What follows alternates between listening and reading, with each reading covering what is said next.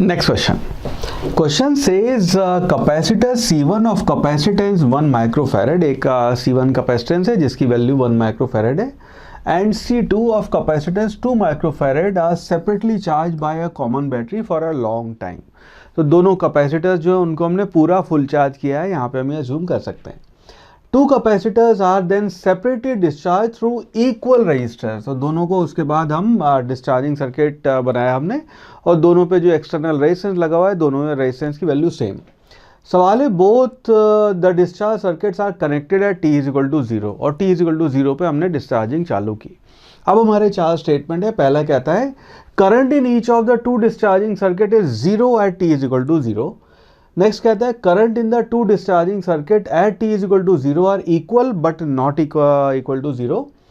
तीसरा स्टेटमेंट कहता है the current in the to discharging circuit at t is equal to 0 are unequal. और चौथा कहता है C1 loses 50% of its initial charge sooner then C2 loses 50% of its initial charge। ना आसान सवाल है, लंबा है पर मुश्किल नहीं है, आसान है, सुने।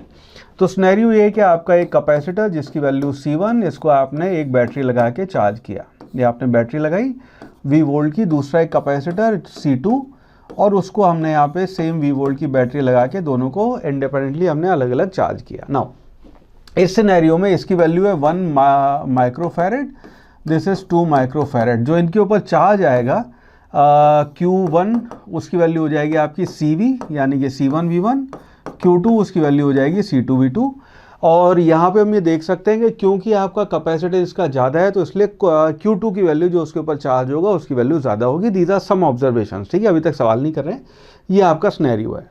उसके बाद हमने क्या किया, इसको डिस्चार्जिंग करने पे लगाया। तो ये आपके कैपेसिटर C1 को हमने ऐसे लगाया, एक रेजिस्टेंस यहाँ पे R वैल्यू ली, एक आपका ऑलराइट इसको हम ऐसे बनाते हैं सेम तरह से जिससे कन्फ्यूजन ना रहे। ऑलराइट ये आपका कैपेसिटर C2, सेम रेजिस्टेंस आपने R यहाँ पे लगाया, ये C2 आपकी इसकी वैल्यू है और दोनों अब डिस्चार्ज हो रहे हैं। नाउ पहला ऑप्शन कहता है current in each of the to discharging circuit is 0 at t is equal to 0। Now ये जो सवाल है बहुत ही सिंपल सा सवाल है, इसको ऐसे देखना, जब भी आपका डिस्चार्जिंग सर्किट होता है उसका ऐसे कर सकते हैं कि डिस्चार्जिंग सर्किट का अगर हम ये आपका Q चार्ज है, किसी भी टाइम पे आपका डिस्चार्जिंग सर्किट है उसकी जो वैल्यू आती है उसका अगर हम ग्राफ बनाएं तो ये आपका एक्सपोनेंशियल डीके का ग्राफ बनता है। और यहाँ पे आप लिख सकते हैं Q will be equal to Q0 e to the power minus t by RC, ये आपकी इसकी वैल्यू होती है। Q0 आपका मैक्सिमम चार्ज जो when you started to discharge उस टाइम पे आपका जो मैक्सिमम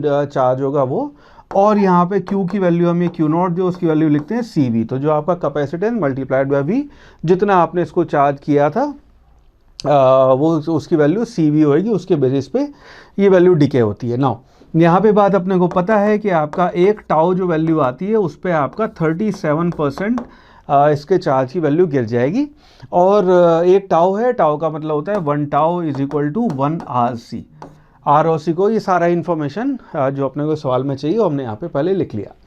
पहला ऑप्शन है current in each of the to discharging circuit is 0। Now ये बात आपकी सही नहीं है।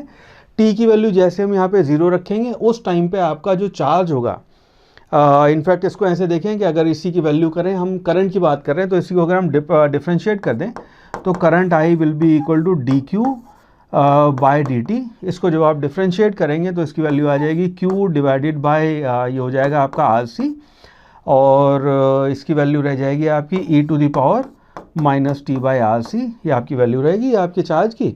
और इसमें जो है आपका Q को अगर हम Q की वैल्यू अगर हम CV रख दें तो C कैंसिल हो जाएगा और इसकी वैल्यू V बाई R आ जाती है, सो आपकी वैल्यू होगी। नाउ इसके अगर आप t की वैल्यू 0 रखेंगे उस टाइम पे करंट की जो वैल्यू है I0, I will be is equal to I0 e to the power minus t by RC, आपकी इसकी वैल्यू होगी। और यहाँ पे करंट की value t is equal to 0 पे 0 नहीं होगी, ठीक है। तो पहला ऑप्शन आपका सही नहीं है, ठीक है। ना अगर यहाँ पे I0 की वैल्यू हम लिखना ही चाह रहे हैं तो इसको मैं लिख सकते हैं Q will be equal to आपका हो जाएगा CV divided by RC, C की वैल्यू का कैंसिल हो जाएगी। So t is equal to 0 पे या जो आपका मैक्सिमम करंट है उसकी जो वैल्यू आएगी that will be equal to आपका V बाय R। नाउ इस सिनेरियो में क्योंकि हमने V आपका जिन बैटरी से इसको चार्ज किया था उन दोनों की वैल्यू सेम है और आपका जो R है उसकी वैल्यू सेम है, तो इसका मतलब I0 दोनों की वैल्यू यहाँ पे इक्वल होगी। सो आपका current in to discharging circuit at t is equal to 0 are equal but not 0, ये ऑप्शन आपका सही हो जाएगा। ठीक है। थर्ड कहता है current in the to discharging circuit at t is equal to 0 are unequal, ये स्टेटमेंट आपका फिर गलत हो जाएगा। अभी हमने चेक किया t इज इक्वल टू 0 पे I0 ये वैल्यू तो आपकी 1 हो जाएगी और ये एग्जैक्ट वैल्यू दोनों की सेम आएगी। सो यहाँ पे करंट अनइक्वल नहीं है। चौथा ऑप्शन, चौथा स्टेटमेंट जो है उसको एक बार देखते हैं। चौथा कहता है the C1 loses 50% of its initial charge sooner than C2। Now इसको ऐसे देखना, इसको करने के दो तरीके। पहला तो आप ग्राफिकल मेथड से देख सकते हैं। ग्राफिकल मेथड से दोनों का एक्सपोनेंशियल ग्राफ आपका ऐसा आएगा। सो डजंट मैटर मैक्सिमम चार्ज की वैल्यू क्या है, परसेंटेज ड्रॉप अगर देखेंगे 50% का ड्रॉप आएगा, तो 50% का ड्रॉप आपका जो ये होएगा वो आपके टाउ की वैल्यू पे डिपेंड करता है। एक्चुअली 1 टाउ पे तो आपका RC पे डिपेंड करेगा, लेकिन इस केस में अगर देखोगे टाउ 1 जो है उसकी वैल्यू आ गई आपकी R मल्टीप्लाइड बाय C1 और आपका टाउ 2 है उसकी वैल्यू आ जाएगी, टाउ 2 है उसकी वैल्यू हो जाएगी RC2। अब क्योंकि यहाँ पे C2 आपका ज़्यादा है और ये एक्सपोनेंशियल नेचर दोनों का सेम है, सिर्फ अंदाज़ा अगर लगाना है तो उसको ऐसे कर सकते हैं, एग्जैक्ट टाइम भी कैलकुलेट कर लेंगे, बट अंदाज़ा लगाना है तो 37% ड्रॉप होने में या for that matter her equal उसमें ड्रॉप होने में, क्योंकि C2 की वैल्यू ज़्यादा है इसलिए इसका टाइम भी ज़्यादा होगा। ठीक है। तो ये जो आपका स्टेटमेंट है loses 50% of initial charge sooner than 50% of C2, ये वैल्यू, ये बात आपकी सही हो जाएगी। ठीक है। अभी इसी को कैलकुलेट करने के लिए एक काम करते हैं, ये वाला जो रिलेशन है उसको एग्जैक्ट कैलकुलेशन भी कर डालते हैं। तो ये जो आपका रिलेशन है उसमें आप लिखेंगे Q is equal to Q0 आपका maximum charge e to the power minus t by RC। अगर इसमें हम वैल्यू को रखें, हम चाहते हैं 50% डिस्चार्ज हो जाए। ना ये सॉल्व कर रहे हैं हम इंडिपेंडेंट ऑफ C1 C2, तो इसकी वैल्यू हो जाएगी आपकी Q0 बाई 2, 50% डिस्चार्ज हो गया, 50% चार्ज अब बचा है, will be equal to Q0 e to the power minus t by RC।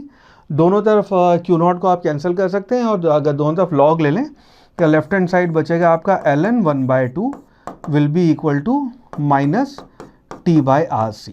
Now इस केस में ln 1/2 का मतलब है माइनस टाइम्स log 2 हो जाएगा, इसको हम माइनस को कैंसिल कर सकते हैं, विच इम्प्लाइज t जो है उसकी वैल्यू आ जाएगी RC से मल्टीप्लाई कर दें तो this will be equal to RC ln 2, ये आपकी t की वैल्यू हो गई। नाउ इस सिनेरियो में अगर हम T1 डिवाइडेड बाय T2 का रेशो ले रहे हैं, नोटिस करना दोनों का R सेम दिया हुआ है अपने को, ln 2 की जो भी वैल्यू होती है हमें पता है क्या वैल्यू, बट सवाल में चाहिए नहीं, वो फिर दोनों के लिए कांस्टेंट होगी। तो T1 by T2 will be equal to C1 divided by C2। ये आपका एक्चुअल 50% का टाइम है और ये आपका C1 C2 के रेशो में आएगा। नाउ यहाँ पे C1 है आपका 1 माइक्रोफेरेड और C2 है आपका 2 माइक्रोफेरेड। सो इसका मतलब है कि T1 की वैल्यू आपकी कम होएगी, दैट मीन्स ये ऑप्शन आपका सही हो गया, यानी कि B and D they are correct option. So based on this हम कह सकते हैं option 2 B and D that would be the right answer.